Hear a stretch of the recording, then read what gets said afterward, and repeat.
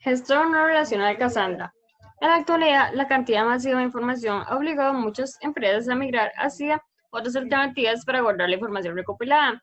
Además, que las redes sociales e Internet de las cosas, entre otras nuevas tendencias, han puesto tope el ir y venir de los datos, por lo que nacen las bases de datos no relacionales, que se adecuan más a las necesidades de la Big Data. Cassandra es una base de datos no relacional, está basada en la arquitectura clave-valor, utiliza columnas, es distribuida y su fuerte son las consultas. Este trabajo se hace un análisis de las partes más importantes para desarrollar la base de datos. Para esta investigación se divide el proceso de las tres partes más esenciales, las cuales son el modelo conceptual, luego el modelo lógico y por último el modelo físico. Primeramente, el modelo conceptual. Como primer paso, se deben diseñar las consultas primero. En una base de datos no relacional como Cassandra, como primer paso, se deben trabajar las consultas más comunes que el usuario realizará en la aplicación. A continuación, para explicar los debidos procesos, se toma como ejemplo el dominio reservaciones de un hotel, tomado del libro Cassandra The Definite Guide, de Carpenter 2020. Aquí, como se pueden ver, estas son las consultas más comunes que se realizará a la aplicación, en este caso del hotel. En base a estas consultas, se desarrolla el modelo lógico.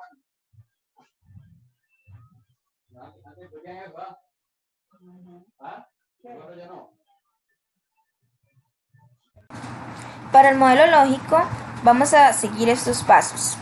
Lo primero es que cada consulta se va a convertir en una tabla. Lo segundo, las entidades y relaciones se van a obtener del modelo conceptual. Lo tercero sería que los nombres de las tablas serán las entidades primarias de las consultas. Cuarto, si la consulta es por atributos relacionados con otra entidad, los vas a utilizar para el nombre de la tabla. Es importante agregar el by para separar estas entidades. Después, en el 5, es identificar la llave primaria. La llave primaria va a estar compuesta por la llave de partición y, si las hay, las llaves de agrupamiento. La llave de partición va a ser este atributo que sea más importante en la consulta. Y para darle más exclusividad y orden a la columna o a la tabla, vamos a agregar columnas como llave de agrupamiento. O sea, vamos a agregar otros atributos para especificar más a la llave primaria. Y de sexto sería revisar y agregar atributos identificados por la consulta. Si estos atributos son los mismos para todos en lugar de la llave de partición, entonces se debe marcar la columna como estática. Ahora bien, después de hacer todos estos pasos, vamos a obtener el diagrama de Chebotko. Este diagrama, como pueden ver, utiliza flechas y líneas que van directo hacia las tablas. Esa Q1 y Q2 son las consultas que ya hemos hecho anteriormente. Y cada una indica su tabla. Como pueden ver, la K que sale ahí, esa K significa la llave de partición. Y la C, con las flechitas hacia arriba y hacia abajo, son las llaves de agrupamiento. Las tres que están ahí juntas hacen la llave primaria. Con el modelo lógico definido, se puede comenzar a trabajar en el modelo físico de datos. Para esto se recorre cada una de las tablas del modelo lógico creado anteriormente, esta vez asignándole tipos a cada elemento. Luego de esto se analiza el modelo realizando cálculos de dimensiones o tamaño, a su vez probando cómo va funcionando el modelo. Esto sirve para ir haciendo ajustes en función a lo que nos vaya arrojando el modelo. Antes de continuar, Carpenter recomienda algunas adiciones de Chebotko para modelos físicos, que es, para dibujar modelos físicos se debe poder agregar información de escritura para cada columna. En el caso de Cassandra existen ciertos tipos que podemos añadirle a la columna, como el SQL o el UDT.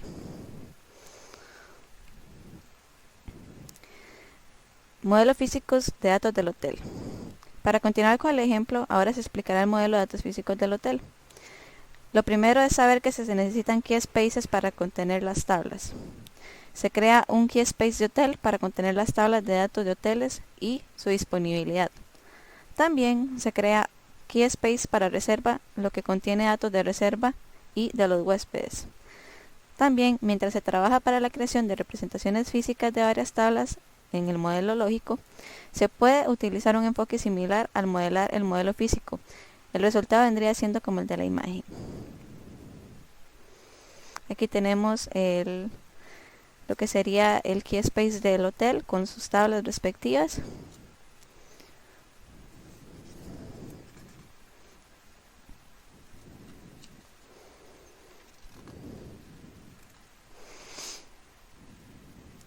Y ahora podemos hablar del modelo físico de la reservación del hotel.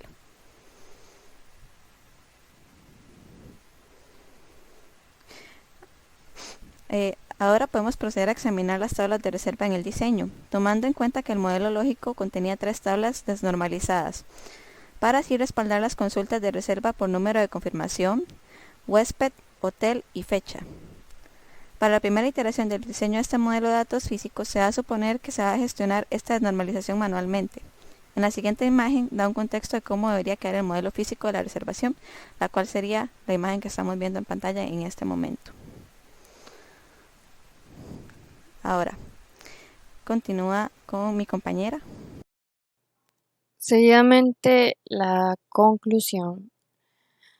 Bueno, para concluir este tema, primeramente una comparación general entre los bases de datos NoSQL y la SQL. ¿Qué se podría decir de esto? Bueno, hablando de las bases de datos NoSQL, estas al estar más libres de esquemas y admiten una replicación sencilla, alcanzan un estado uniforme y son capaces de manejar grandes cantidades de bases de datos. La principal razón de tener una base de datos NoSQL es tener un diseño simple, que tenga escalabilidad horizontal y un control muy fino sobre la disponibilidad de las bases de datos. Ahora bien, hablando de las bases de datos SQL, estas se destacan por brindar un sólido soporte a los lenguajes de consulta, seguidas de las características distinguidas que hemos escuchado, las siglas ACID, sería atomicidad, consistencia, aislamiento y durabilidad, ¿verdad? Ahora bien, enfocándose más en Cassandra y en SQL, ¿verdad? Algunos datos que se mencionan son, por ejemplo, estos datos comparativos, por ejemplo, los datos estructurados y datos no estructurados. En esta parte, por ejemplo, Cassandra es responsable de tratar los tipos de datos no estructurados y SQL solo se ocupa de los tipos estructurados de datos. En el alcance para manejar datos, Cassandra maneja todo tipos de datos simultáneamente, por ejemplo, imágenes, videos, sonidos y muchísimos más, mientras que SQL solo cubre un tipo particular de datos, como lo son caracteres, textos y números, ¿verdad? En cuestión del volumen de los datos, Cassandra puede manejar datos a granel o un gran volumen de datos de forma simultánea, mientras que SQL maneja datos de volumen moderado. Hablando de la tabla y dimensión, en el caso de Cassandra implica una unidad de almacenamiento. Esto quiere decir que una lista que contiene pares clave de valor en forma anidada, aquí la columna constituye una unidad de almacenamiento específica, mientras que la fila representa la unidad de replicación para diferentes nodos. En SQL constituye una unidad de almacenamiento, es decir, una matriz de un gran número de matrices. En este caso, la columna resalta los atributos esenciales de cualquier relación y la fila representa un registro individual. En la semejanza con los árboles, los modelos de almacenamiento de Cassandra se asemejan a los de LSM, que quieren decir que son los árboles de función estructurada de registros de una manera amplia, y los modelos de almacenamiento SQL recuerdan principalmente a hash trees o bit trees tradicionales. En las facilidades de un rendimiento mejorado en tiempo real, Cassandra espera lograr un rendimiento mejorado en tiempo real, ya que este admite la escritura de datos varias veces para permitir el proceso de recuperación de manera eficiente. SQL no admite la escritura de datos más de una vez y por lo tanto compromete el rendimiento en tiempo real. En la capacidad para manejar un almacenamiento alto, Cassandra puede manejarla, mientras que SQL es moderado. En la transferencia de almacenamientos de datos, Cassandra facilita la distribución automática de datos y permite la transferencia de datos relativamente rápida hacia o desde el almacenamiento. SQL permite la distribución manual de datos. La velocidad de transferencia de datos en este caso es relativamente lenta que de Cassandra. Y por último, en el tipo de esquema, Cassandra posee un esquema flexible o también free scheme, esquema libre, y SQL es un esquema fijo, por lo tanto indica limitaciones en el almacenamiento de las bases de datos. Siguientemente podemos observar una comparación más para mostrar lo que sería el modelaje de Cassandra y el modelo relacional. Como ya lo habíamos estudiado anteriormente, bueno, el modelo relacional tiene el diseño conceptual con su entidad, donde hacemos la entidad relación y su normalización si es necesario. Luego pasamos al diseño lógico, donde con el resultado del diseño conceptual obtenemos el conjunto de tablas con atributos, claves primarias y foráneas.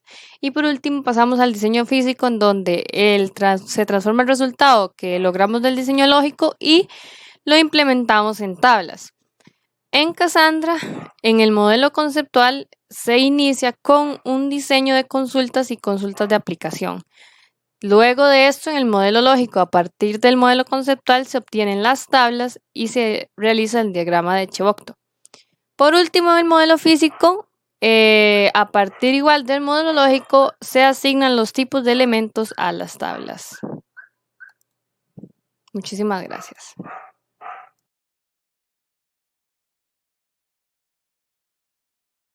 Vamos a hacer un ejemplo de cómo funciona una base de datos de Cassandra. Aquí estamos en el ambiente de consola Cassandra y yo ya creé un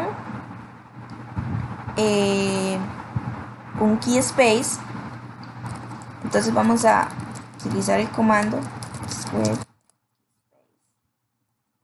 para observar, y aquí iría el nombre del key space. Listo, y nos aparece la información del key space por acá arriba, y luego las tablas que ya están creadas con sus atributos. Y aquí está la otra.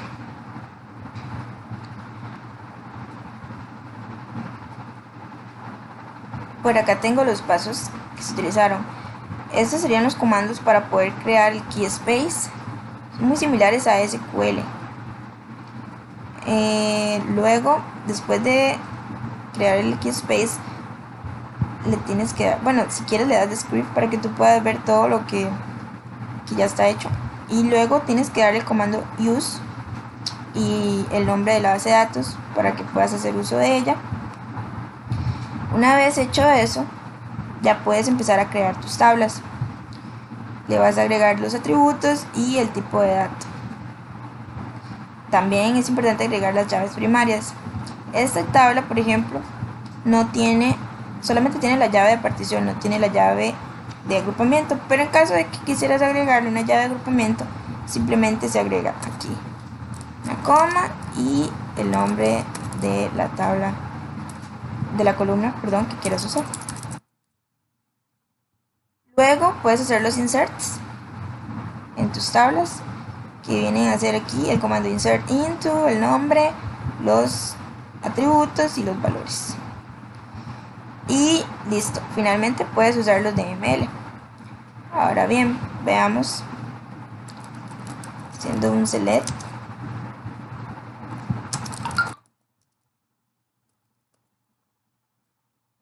de la tabla hotels.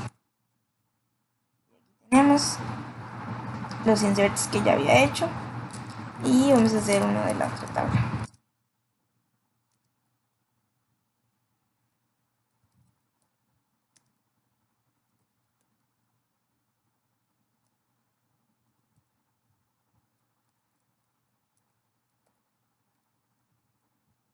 Y aquí están los datos.